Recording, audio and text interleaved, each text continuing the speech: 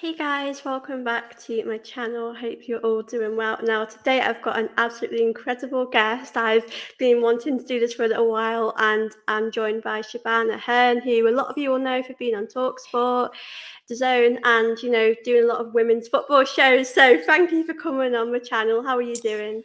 Thanks, Soph. Yeah, great. I'm good. Thank you. Thank you so much for having me on your channel. I was just waxing lyrical. I didn't realize we weren't in record before, but there's a lot of people who ask about channel and broadcast and where to start. And I think you've got your channel up and running and you're working hard at it. And that's a good move from you. And you're appealing to a good audience. So well done.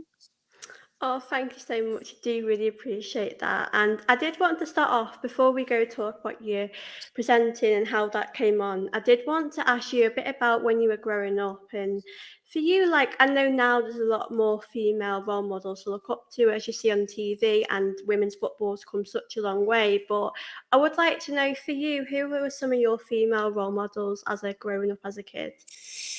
Oh, good question. I think on reflection now, where I am working in sport and working in women's football and men's football in particular, I look at the likes of Kim Little, who at the same age as me, I knew her from when we were about 12 or 13 years old. Her and my sister used to play together.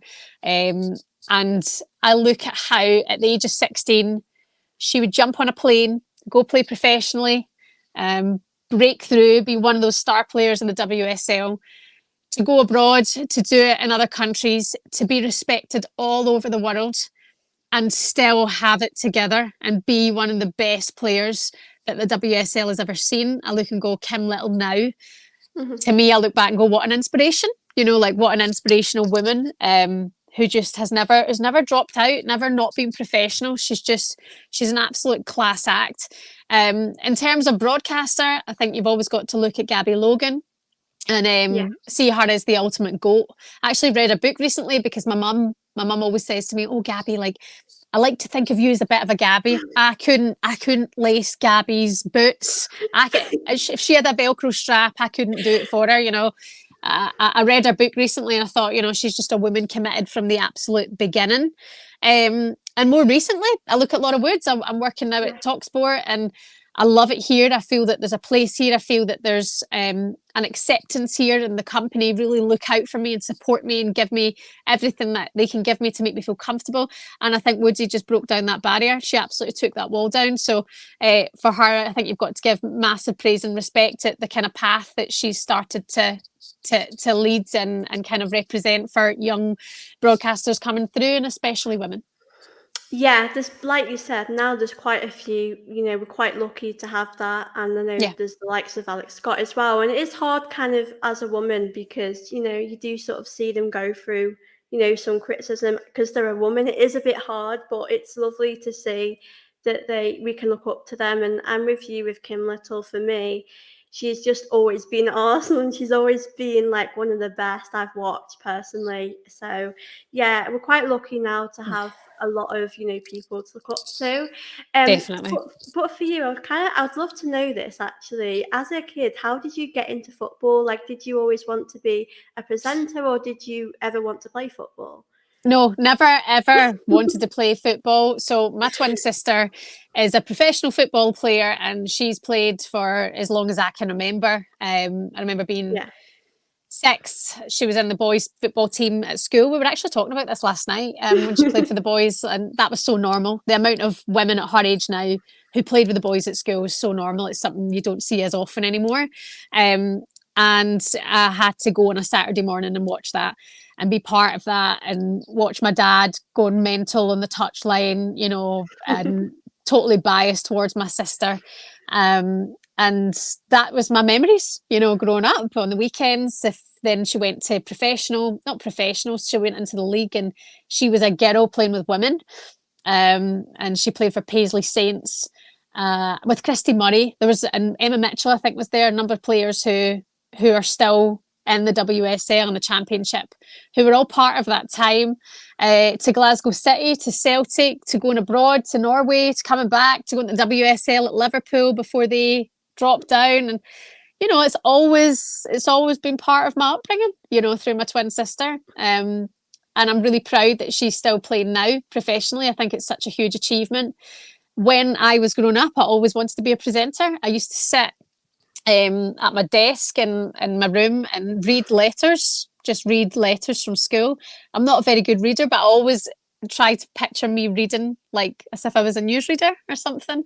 I And love that. yeah, I did that. I was a bit sad, but I went to work experience at Radio Clyde, which was next door to my school. I was very lucky. I lived next to a local radio station, which is a massive radio station in Scotland. It's the biggest commercial station outside London. It's called Clyde One, and I went in there on my work experience when I was 15, and I didn't leave. So I always wanted to work in broadcast through radio and telly, and then the football bit was hand in hand with that. But I didn't go to football until Yeah. I'd had my kids, you know, and that's where really the place became for women in sports journalism and women in sports broadcast. And I'd worked at ITV as a producer reporter for Good Morning Britain, and just really enjoyed covering the sports stories. You know, they were always, I'm from a really sporty household, you know, with my sister and then my husband. Yeah. And I just, you know, started loving sports and was given an opportunity, and just I'm so glad life turned out this way. You know, I love working in sport. It's just it's the best. It's the best. I love it. I'm really grateful. I'm really lucky. Oh, I love that story. That's so lovely to hear. It's nice to see that your sister's obviously gone a different way, played football, and you've, always wanted to talk about it. But as you mentioned, you did go on the radio station Clyde One. For you, talk to me a bit about that experience. You did say you went there for work experience, but how was it working there? Yeah, brilliant. I mean, gosh, I mean, I must have been a right pain in the backside because you know, you were sick. I was 16 coming out of school. I was really hungry and excited. And on my work experience, there's a gentleman who's still on air now. His name's Gavin Pearson. And he was on air in the mid morning show at that time when I went at work experience. And he said, "You press that button for me. Coming out this break, I'll give you a countdown. You press this button." And it was this like power intro jingle. It was like 102.5, Clyde One, more of the songs you love, blah, blah, blah. And then in came Shakira. And he let me press that button, and I just felt so alive. Like I just remember knowing this is what I want to do. I want to work in studios. I want to press buttons. I want to be able to transmit and broadcast and have this connection maybe with one listener or whatever it may be. And it was just the best experience. And I went in on the street team, and then I was a desk operator, and then I was answering the phones, and then I was traffic and travel. And they really supported me and developed me at a young age to get on air. So I had a show from when I was 19, 20, which was pretty young. And I'm so grateful for all of those experiences. I mean, I was, in reflection, I must have been pretty terrible. You know, as you get older, you get wiser. So I can't imagine I was like 10 out of 10 in reflection, but all of it was just the best experience, you know. But I really worked hard. I missed really important things that friends do. You know, I missed, Yeah. lots of special occasions because I wanted to work there. You know, I really had a hunger and desire to be there, and I never ever said no. I said yes to absolutely everything, and I wouldn't have changed that. You know, I might not be like book smart or have the best grades, but I know that in the workplace I'll work my backside off, and that's been good for me. I love that. I'm the same really. Like I've never been great on with school, like with grades. That's something I've always struggled with. But as you mentioned before, finding your own thing to do, like, you know, as you said, either starting a YouTube channel to talk about it or, being a presenter, you can be really good at some other things as well, which, I feel like you've just got to go with your strengths as well. And Yeah, I would definitely. I would love to get your thoughts on, if you could give any advice to young girls or women, whether that's playing in football now or pursuing a career in, the media. What advice would you give to them? The advice I was always given, Soph, which you don't really hear anymore, is be thick-skinned.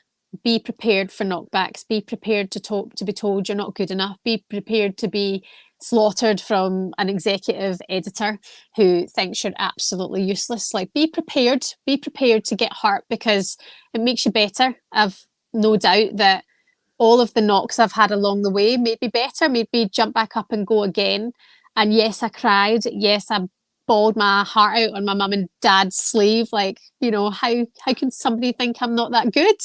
Um, or how can somebody just not want to support you like that? But those people can sometimes be the making of you, because you work hard to prove, people wrong sometimes, and that's not always the best attitude to have. Got to work to prove yourself, but it certainly gave me a hunger and desire to go on and be better, and know that you can take constructive criticism, but you have to be thick-skinned. You can't take things personally. And I think that certainly makes for a good, strong character. You've got to be a strong character, and it's difficult, I think, with, how old are you, Soph, if you don't mind me asking? 20. Like, for example, your age group are grown up in this social media environment where, oh my God, some of it through our fault. My sister and I could talk about something, have a joke about something, and then next minute you're, being absolutely, slaughtered for something that was completely, maybe insensitive, but you've not meant any harm by it. So you've got to be careful what you say, be smart, do your best, work your backside off. If you want something, go get it. Like, I've no doubt about that. I remember a boss once said to me, James Plew, he took me down when I worked at Clyde. Our sister station down in Ayr was called West Sound. And he brought me down there to start developing me to get on air, to get shows. And he said, if you don't do it, somebody else will. So why not work hard enough and let it be you? And I actually thought, yeah, actually, somebody else is doing that job now. So somebody else is going to need that job in the future. If you can work hard enough at it, why not let it be you? And that really stuck with me. And I look at the goals that I've set from a young age and achieving them. That was a great bit of advice for me. So, Yeah. set your goals, set your sights on things and work for it, and take the knockbacks and get up and go again. I absolutely love that. And, you have worked really hard to be where you are now. And, it's great to see you in the position you are. And I did want to ask Thank you you. a bit about, you do a lot of stuff with women's football. I know you've spoken about men's as well. But Yeah. I suppose in women's football, it's more kind of accepting. Like, I know the community there at games, it's very more friendly. But I did Mm-hmm. want to ask you, have you found it difficult, being a woman in the media? Like, have you faced any difficult times? No, I haven't. Personally, I think I look at where I am now, and I don't feel like I've been left out or unfairly Yeah, looked over. I actually feel that now, because diversity has happened and women are yeah, given more of an opportunity. Like, you look at, for example, Gabby Logan, she had those fights. She yeah, had those absolute fights. Now you hear more of the narrative about, women shouldn't work in men's football, men should, and I can't even, I don't care, I don't care what these people say, because nothing's going to change. So yeah, if you're not for it, fall off the wagon and go away. You'll get left behind. And Emma Hayes put that so perfectly that day, when Joey Barton made his comments. It was like, if you don't evolve, you die. These people get left behind, and it's a small minority, and it makes headlines because it's like shocking. Oh my God, how could Joey Barton say this? Well, if it were Ian Wright said it about women in football, I'd go, okay, now we have a problem, because he's somebody who's involved in women's football, who spends his time at Boreham Wood watching Arsenal, who is developing his young granddaughter, who could go on and be the future of England. If he said it, I would go, oh, this is a problem. But a little rat with a wig on, like Joey Barton saying it, means nothing. It just gets a lot of headlines, and yeah. So but I know it happens. I know it exists. I know a lot of people have struggled with it, and I know that there are unconscious sexist comments made, and I've had that. Yeah. But let it go. Move on. You can't control what other people think of you. It's up to you to just go on and make the change for the better. Yeah, like you said about being thick-skinned, I do think if you're in this industry, or if you want to be, you do have to be thick-skinned, because people Mm. will say things whether you like it or Yeah. not. Everyone will have an opinion. And like we mentioned with Joey Barton, I kind of felt like it was, he got a lot of attention with what he said. And That was his there's a, plan all along. yeah, That's what he and wanted. yeah, and a part of me felt like if he didn't get any comments, he wouldn't have been happy with that, because I feel like Yeah, exactly. he wanted that attention. But I feel like you said with Ian Wright, we do have women's football is quite lucky to have people like him, and thankfully he's one of the good ones that really does support women's football. Exactly. So I look and go, if it were someone of absolute substance Yeah. and, a presence in women's football said something like that, I'd look and go, oh dear, like if they don't see it working, we have sometimes there has to be a bit of listening involved or more conversation had. I think there should be a little bit more diversity in women's football too. I would love to see more male commentators or more male pundits who want to focus on the women's game. And you see all these comments like, oh, they want equality, but they're not involving men in their panels. And it's like, but wait, but some men don't want to do it.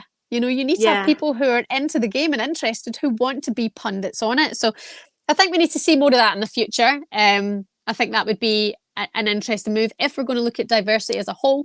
But at this moment in time, women's game is growing. They're getting it right. They're doing their absolute best that they can to give the best service. And I think it's spot on. If you don't like it, everyone's got an arsehole and an opinion. Not everyone wants to hear it. Do you know what I mean? So it's what it is. Yeah, exactly. I feel like with women's football, for me, sort of started watching it in about 2018, and to see where it is now, I think it's absolutely incredible. And we know that I feel like Arsenal are probably up there for having, with the attendances, we're very good at that. I feel like other teams are not able to, like I saw Chelsea played, I think it was yesterday, and they had about 20,000 people there, which obviously is a lot more than what they would usually have it where they play. But for you, like with attendances, how do you think we can get other teams to kind of get a bit more, support? Do you think it's to do with advertisement as well? Yeah, I think I spend a lot of time at Boreham Wood and at the Yeah, Emirates following Arsenal women, and they have dedicated teams who smash it, who absolutely put their heart and souls into growing the game, to marketing it well, making sure the budgets are there, making sure they're supported, making sure that they are fighting the fight to get to the Emirates. And now it's becoming so normal. yeah, And Arsenal have always been ahead. They've always had the biggest fan base because they were the biggest women's team for a number of years. I look at the likes of big signings, for example, when Alex Morgan went to Spurs, I thought, what an incredible business move, because you bring in a household name, which brings more eyes to the game, more eyes to the sport, more coverage, right? So more people are talking about it. And then off the back of that, Alex Morgan brought a professional standard to Spurs, which I believe impacted, how they treated their women. Now they've got that state of the art facility.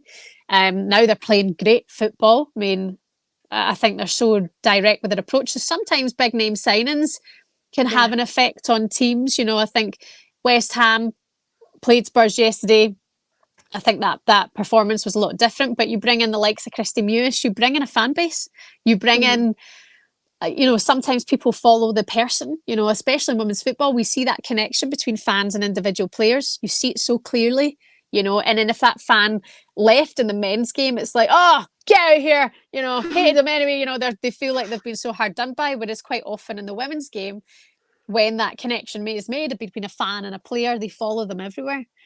So but I think big signings is good for the league. I think that's really helped. And I think getting the kickoff times right also helps. I think not forever do we want it just to be a family friendly environment. You want everybody to feel welcome in women's football. I love, last time I was at the Emirates, there was this group of men, and I got speaking to them, must have been about 6 or 7 guys. And because it was an early kickoff, it was a good time. They yeah, had gone there to the game, and then they were going for their dinner and a bit of a pub crawl. And they were just having the best day out. And it's not something you see too often, but you just totally welcome it all, as long as everyone's having a good time and supporting their team. But like I say, Arsenal get that right. I mean, Chelsea, I think, aren't quite there. I don't know if they have the resources for that specific task at hand for pushing, games at Stamford Bridge. Like Arsenal, we know when the games are yeah, happening at the Emirates, it's very clear. And I don't know if they're quite getting that right, which I feel shouldn't be the case, because they've got the best manager in the world in Emma Hayes. They've got some of the best players in the world, breakthrough stars, the future of England and Lauren James. You've got Sam Kerr, God love what's happened to her recently with the ACL yeah, injury, but you've got the captain of England, and Millie Bright there. There's no reason why that place shouldn't be packed out. And I think sometimes the marketing could be done a little bit different there. That's not a slant at Chelsea. I see how Arsenal do it, and I know that there's teams smashing that every single agenda they get done, and it's clearly shown. I mean, United against Arsenal at the Emirates mid-February. I want to say that's at 50,000 sales already. Yeah, I saw that. That's absolutely crazy. Becoming a day out, and the more people get used to doing that and seeing it, then everyone will get on board. And I know that, I went to the Champions League game of Chelsea against Paris FC at Stamford Bridge. That was November. There wasn't, I think there might have been 1,000. I remember going, oh my God, this Champions League night. This is Chelsea. This is their season. Go win it. This is Emma Hayes' last season. Where the hell are the fans at? So Yeah. it's just that it's something maybe the club aren't getting fully right, but it's something that they can implement moving forward. Yeah, definitely. I mean, a few seasons ago when Arsenal were starting to play at the Emirates, I remember we played Wolfsburg, and I think we had like 6,000 there. So I feel like some things take time to get that crowd going. Yeah. But I do feel as though with the Lionesses' success with the Euros, I do feel like that has really changed people's views on women's football, and it's the fact that we were able to get to the final in the World Cup. It showed you that we're still here to get more success. Do you think the Lionesses have kind of changed people's views on women's football? Oh, with no shadow of a doubt, that's exactly what's happened. I mean, the league was growing, the league was progressing, and then the Euros happened, and everybody needs a home tournament to grow women's football, and it's exactly what happened here in England. That summer was just, I'll never forget it. Just the amount of games up and down to Sheffield, up and down to Manchester, up and down to Milton Keynes, wherever we were flying about. Just the amount of football and that was here on the doorstep, and the amount of posters and campaigns and young boys and girls whose minds were changed, in that tournament. The amount of people looking for tickets to that final. Can you get a ticket? Can you get a ticket? I mean, like, people who have never shown interest in women's football before were watching that tournament and going, oh my God, they're going to win this. They're going to win this tournament. And everybody climbed on that wave. And the wave's been going since. And I think it's only one way from here. What happened at the World Cup? I think the better team won on the day. Yeah. But you've got a Euros in 2025. I think the Lionesses go win that again. I mean, their lives have changed. Their lives have changed as players, but they changed the lives and the thoughts of so many people, in this country when it comes to women in football and the entertainment factor of it, and just in supporting your team and supporting your country. And I'm not a Lioness fan, but I'm a women's football fan. And I Yeah. thank the Lionesses for the job that they've done in Sina Wiedman, because it's changed everything, and they're outstanding. They really are amazing.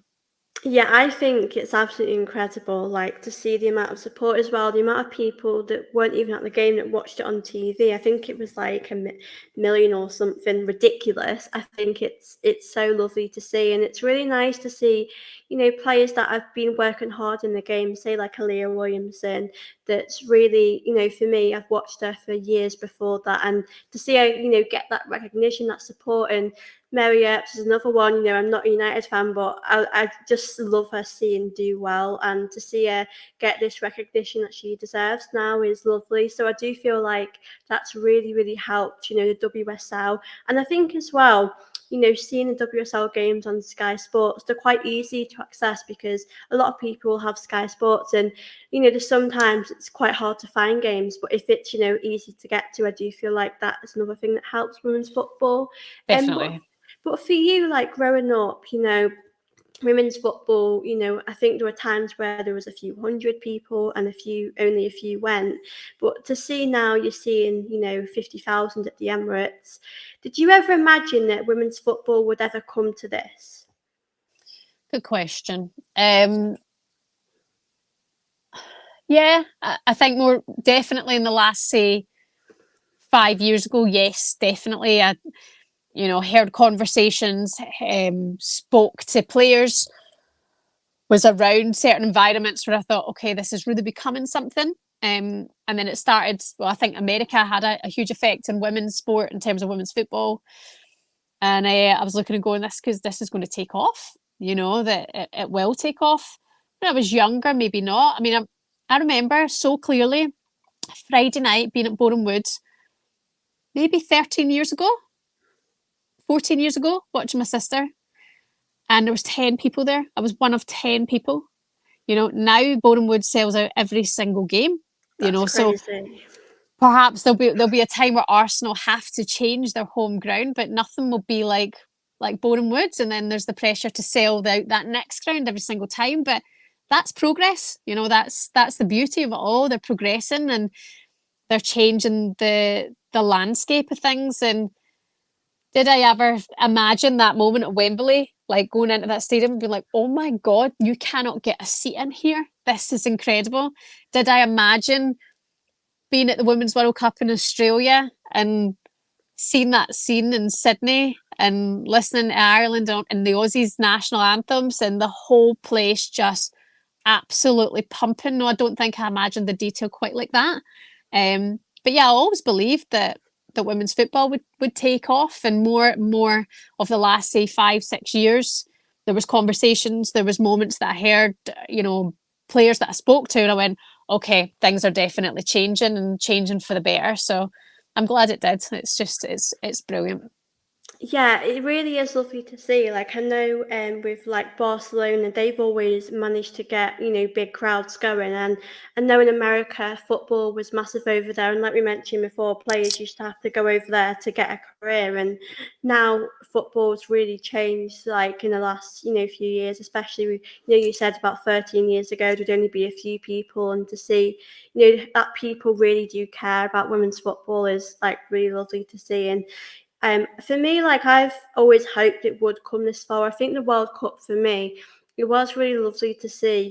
If you look at like Ireland as well, for them to get into the World Cup and to give them their best. McCabe scoring that goal as well. It's like a massive thing for the club, even though the country, even though they didn't progress. It's lovely to see other teams do that well. And yeah, I just feel like women's football is in a good place. I do very much feel like there is, I feel like we've got like a lot to improve as well. Like we know what happened with the Spanish team, the player, and all of that situation. Like for me, it was a shame that it got overshadowed by what happened. But do you feel like, as much as we know women's football's improving, do you still feel like we've still got a bit of a way to go? Yeah, of course, there's always room for improvement. There's room for backing from the boards. There's room for rooting out misogyny and sexism and unprofessionalism. If the game wants to be seen as a fully professional environment, then it has to get professional. Um, so there are things that can always improve with regards to what happened with the Yeah, Spanish women's national team. It's funny the amount of people go, who won it again? Because it was overshadowed by the kiss, yeah, and the assault on Jenny Hermoso. And that's the one opportunity that we got to see Luis Rubiales in his glory, and that's how he behaved, which made me yeah, think, oh Jesus, what were you doing behind the scenes? How do you behave behind the scenes if that's how you behave on the yeah. World Cup stage at a winning moment? So yeah, I mean, the man shot himself in the foot, and I know he's the eternal victim of it all, but you'll root out that behaviour now and it won't be accepted. And I think they've really set the precedent. Jenny Hermoso set the precedent, and now sexism will not be tolerated. So yeah, there's always ways that you can improve. Clubs can always improve. Coaches can improve. Everybody can learn to be better. And I think the more everybody focuses on those individual tasks and being professional, then we're going to see a more professional sport, and the game will go even further from there. Yeah, I completely agree. Like there are always ways you can improve things, and I do you like we've mentioned with women's football. Like I don't know how you feel about this, but I remember a few seasons back, Arsenal played Chelsea in like the FA Cup final, and it would have been nice if some of the men would have put a tweet out saying the girls are playing the final today, show them some support. I think it would be good if the male players from the men's team as well, advertised it as well. I don't see it happening a lot. I know, like Ian Wright, like we've mentioned, is a great advocate for women's football. He does put himself out there and he's really Mm. happy to talk. I know on ITV, you do kind of see him with Laura Woods. He's really happy to speak about it. But do you sometimes feel like maybe the male players can, try and advertise it as well and show their support. Definitely, I think that's a club thing. You're Yeah. one club. It's again, my God, beating the Arsenal drum today. But when the women finished the Euros, they like Beth and well, I think Yeah. Mikel Arteta had planned the Arsenal get together that day where everybody came out, all the staff, all the women, all the men, and everyone had a good old get together. That's where we saw Aaron Ramsey pick up Beth Mead. And you know that all those players have, well, a lot of those players have friendships and work relationships. Actually, was at a birthday party the other night, and Beth Mead and Viviana Miedema, Bukayo Saka and Martin Odegaard went straight up to them and gave them a hug.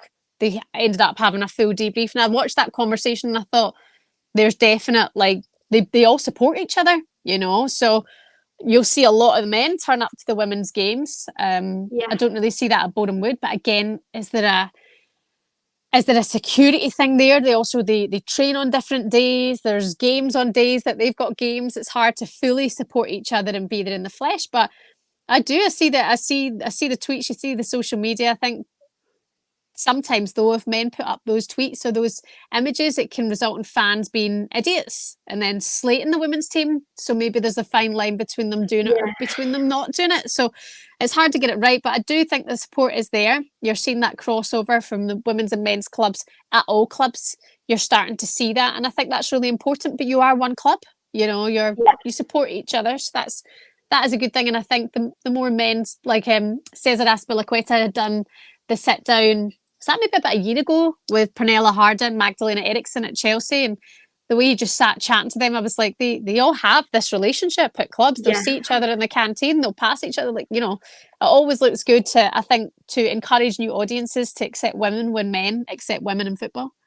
Yeah, I do feel like in the last few years it's definitely grown, and I know when the Lionesses, came back after the Euros, it was really lovely to see them get that support from, the men's team.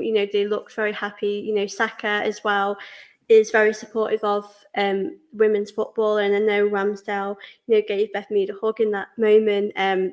So I do feel like Arsenal have been quite a good, club for doing that advertising women's football, which I think's absolutely amazing to see. And I did want to kind of go back a bit. We did mention about diversity, and I know that in women's football in like the games, you do see more female pundits, presenters. I know that when in the commentary there are I do hear some men as well, but for you, like in women's football or in men's football in general, we are seeing women, get more opportunities and talking about football, because it feels quite normal now for women to be out there, doing punditry, doing presenting. And how important do you think that is to see that happen? So important because Mm. diversity matters. It's important to be able to see what you can be. I'm a huge believer of that. I remember speaking to Emma Hayes when the Lionesses won the Euros, and I'd said to her about, at that point, it was like, remember the whole trending thing, Serena Wiegman could manage England men, kind of thing that was trending, and that's something I definitely see could happen. But Yeah. you've got to manage at the men's level to be able to understand men's football. I don't think it works that way. I think that the fact that we don't see women in the men's game, but we see men in the women's game, show that the men are maybe missing out on something there. I mean, there's one thing that a lot of males in football have in common, and that's women, but not when it comes to their beloved game. And I think that's diversity. That you cannot exclude somebody because of their sex, and Yeah. to make it just because it's football. I mean, that's ridiculous now, and I find it so. I don't know why it bothers me so much. Maybe it shouldn't, but how there are people at the top of the men's game who automatically go, a woman here? Nah. But then I remember Jason Cundy, who works at Talksport, saying the first time that a woman ever came in to Stamford Bridge, he was a Chelsea player, and it was a women's physio.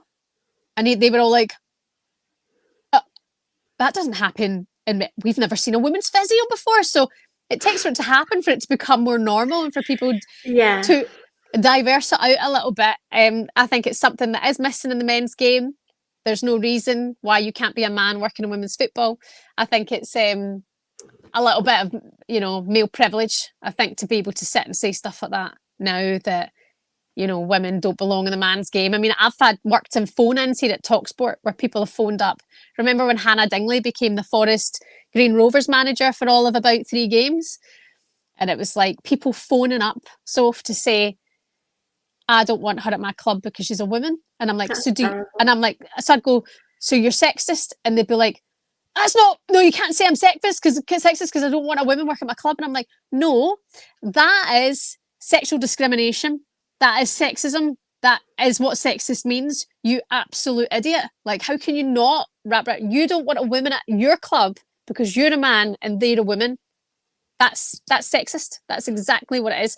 And if you can't get your tiny little brain around that, well then, again, as Emma Hayes put it, evolve or die. You will get left behind. And I think the more we see diversity happen in society, the better it is for everyone.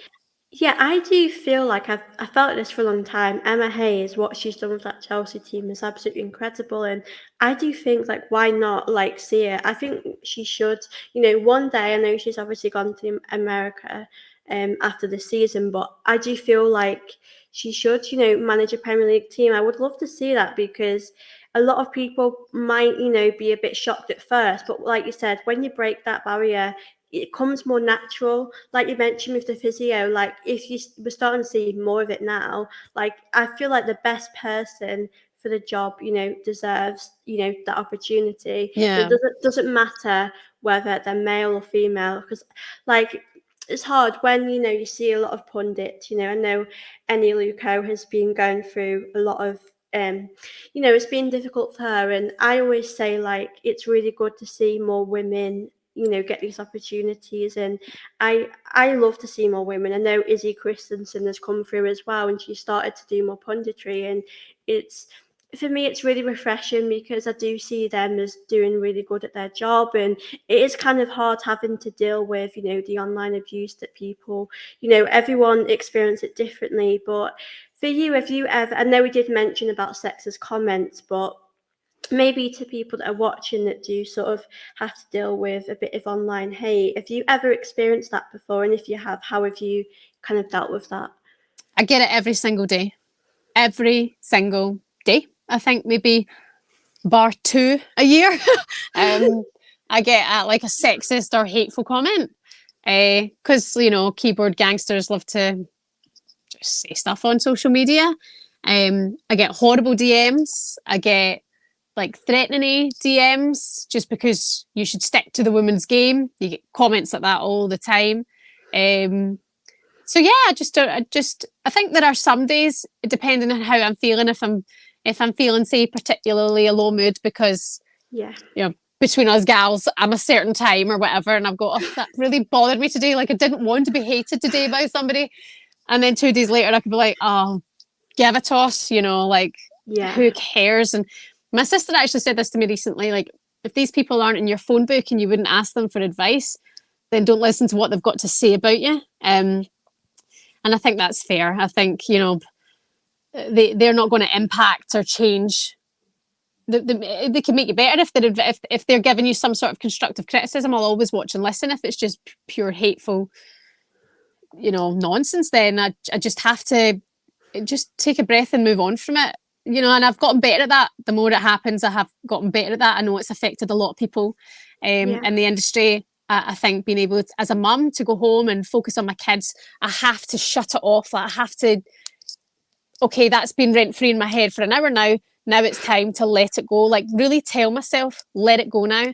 Then I turn off my comments, and I'm like, no, because that's maybe 2 idiots today out of 50 people, and then it's like you're not looking out for the positive stuff and you're just focusing on the negative. And as humans, that's what we do. That's how we're programmed. We focus on the negative of everything. And I'm really trying to be better at interacting and talking to people who say lovely things instead of focusing on the people who have said nasty things. And I don't think I've ever I don't think I've ever gone in my life and said something hateful to somebody on social media. So, you know, again, it's a dying out crowd. We know social media is not good for the next generation. We know we're all tapped from it and whatever. But don't I've seen I can't relate to any of Luca and what she's gone through. I Yeah, feel for her. You know, I do feel for her. You know, in that situation, I think maybe being alone and reading the things that she's to read, the racist hate. I just think, oh, you know, these people. I wish they could just realize how they could affect people. You know, the worst things could happen. And yeah, I get it all the time. I do. I'm used to it. And actually, on holiday, I'd had 2 weeks off over Christmas, which was just delightful. And actually, funnily enough, I had been off social media and I took a nice little cleanse break. Obviously, it's part of work to be on social media, and I enjoy being on yeah, social media. But I had this tweet from this guy who I think he tries to get a reaction. He always tweets me, and he said, "Please," he said, "Shebahn, please resign from Talksport and save the station."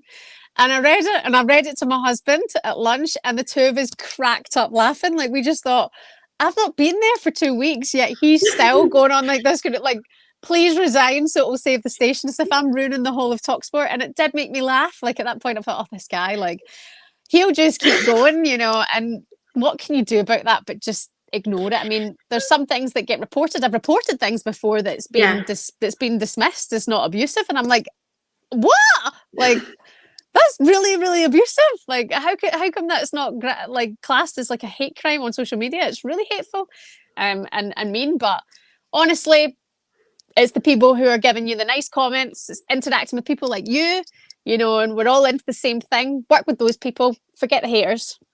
Yeah, I agree. Like, I know when I first started being on like social media, like with Twitter and the YouTube stuff, it was really hard to kind of like not focus on it because like if people say Because you're lovely things, human. yeah, like if people say nice things, you obviously do, appreciate that. But when someone says something awful, you can't help but focus on that. It's like really bad. And Yeah, I agree. I think it's very much like you get used to it after a while to ignore it, to block it, because yeah, reality is, why are you giving them your attention when, they don't really deserve it? That's yeah, how I yeah. see it. And also, you know, you don't have the same passions or, you know, I get it. I talk about a number of different things at Talksport, right? You covered today. We covered the racism story, from Casey Palmer, and the championship, and from Magnon, who plays in Serie A, and then the amount of people who want to disagree with you on how racism should be tolerated. You know, there's so many different, topics we discuss, and I really enjoy getting to discuss them, especially with our experts, you know, here who are brilliant. Um, but because you have that topic of discussion can lead you up for so many different areas of like hate online, and I'm like, I don't get it. We're focusing on a story that is outrageous, and this should not be tolerated in football. Yet I'm now being criticised because you don't pay the same respect to a story that hasn't happened, you know, and they'll come for you, they'll go for your throat. Some of the things I read, I go, oh my God, like that's just not nice. But Yeah, you it's have to terrible. compartmentalize, you have to close it off, you have to let it go, you know, and it'll continue. I know it will continue. And sometimes we've got to laugh at it, sometimes you've got to report it, and at the best of times you can't focus on it. Yeah, do you know what I've had? When you have like, ones that are so bad that it's funny? Like I've had a few of them. Like, I have had people tell me to go to the kitchen and make me a bacon sandwich. And to be Yeah. honest, I just find that quite funny because Yeah. it's like very original, like we've heard it so many times, like, Mm. but I do think when it does get to the point where it is to the point where it's abusive, Yeah. I think it's important to report it because it isn't really acceptable. But I do think people will say stuff online because they know they can get away with it, because Mm. you don't really get punished. I know you can get your Twitter account, it can, if you report it so many times, it will get deleted. But it's very easy to make accounts after, that, it's quite easy. But And those are bots, you know, those are, again, like, so who do you know who sits at home and creates all of these accounts to, I mean, so sad. it's so sad, and almost you feel for those people because I don't think they are maybe in a situation that we're in. You know, they might be struggling with themselves, so they deflect it onto others. But yeah, I mean, again, like I see like the text screen at Talksport, and my producers now turned it off because I could focus on one text in that morning, and it could throw me off the whole show. So we turn them off. We just try not Yeah. to take yourself away from seeing it. Um, and I try not to be as annoying. I'm trying not to annoy people as much. Yeah, it can affect you, but I think, like you said, I'm very much with you. You just got to ignore it and not focus on it. And Yeah. I did want to ask you a bit because I know you've recently started your channel, and I know that you very much do enjoy doing it. And to those that might know that you're new to a few people on here that are watching this, I thought you could just tell people a bit about your channel and what inspired you to make it because I absolutely love the content. Oh, thanks, Soph. I mean, I was at Cheltenham. Is that now a year and a half ago? No, nearly 2 years ago, but 2 years in March. I was at Cheltenham and I was with a bunch of YouTubers. So Rory Jennings, who Yeah. works for himself, he has a channel dedicated to Chelsea. Rory is a very divisive character. He's a very good friend of mine. And he said to me with his YouTube friends that day at Cheltenham, start your own channel. Like if you love the WSL so much and you're watching all these games, start reviewing it. Like the women's game's only going one way. They were like, gosh, wish we could find ourselves into the women's football channel platform. And I was like, so how do I do it? What do I do? Because I'd never turned to Yeah. YouTube before for seeing myself doing that kind of work. Well, anyway, I became obsessed very, very quickly. And I used the Euros to try and push for monetization and to try and, make sure I saw it as a platform that could grow. And then I started working with my sister to get her professional insight. She's also a bit of a mad character, so we could have a bit of fun on that. And now we've just got our own studio together. So instead of, just doing things in our phones and the generic mic, we're going to kind of take it to the next level because the feedback we get on it is so positive. It's so much fun. It's our content. We can chat about what we want to chat about. And we can react to what the fans are talking about. I quite often see on the channels what people want us to be discussing in the comments, and I see that on TikTok and social media, what people are discussing that say the mainstream media have missed. So I think it's important that we can connect to fans on that level. And our YouTube channels are doing really well. We've got this lovely fan base. And it's just so much fun, and honestly, it's such a good place to learn and grow and better yourself, and connect with an audience who are looking primarily for women in football. Yeah. That's the thing. You get what you're going to look for there. So it's quite a warm space. You don't get a lot of haters in there. Oh, I love that. And I know very much when you do your content, you seem very relaxed and it's like really natural to you and you really enjoy it. And I definitely think YouTube's really popular these days. Oh Like, yeah. I know, say maybe 10 years ago, it was so much different to what it is now. Like, a Mm-hmm. lot of people do prefer to listen to people, on YouTube than, sometimes on TV. So I feel like YouTube's definitely, gone so far, hasn't it? Yeah, and anybody who's watching your channel now who might be looking and going, right, this is a good example of how to get into broadcasting, or I'm women's football fans, how do I find my way into, the media? I'm like, start a channel, like do Yeah. it. You take your own thoughts, your own content. We've got there's thousands of men's channels dedicated, to Chelsea or to United. There's so many different competitors, all who relate to a fan base, and they're doing well. They're not only doing it for the good of their health and because they love it, it's because it can be an income, also. So, Yeah. if you've got the passion for doing that and you want to work in broadcast and you want to work in women's football, then do what Soph's doing. Start your channel. You never know. Yeah, I've always said, I never, when I started my channel, like, I didn't really have any expectations from it. I just sort of wanted to, talk about football because, my family do like football. My mum's not really a football fan, but it's just nice to have other people to connect with as well. You make some Definitely. new friends as well. Absolutely.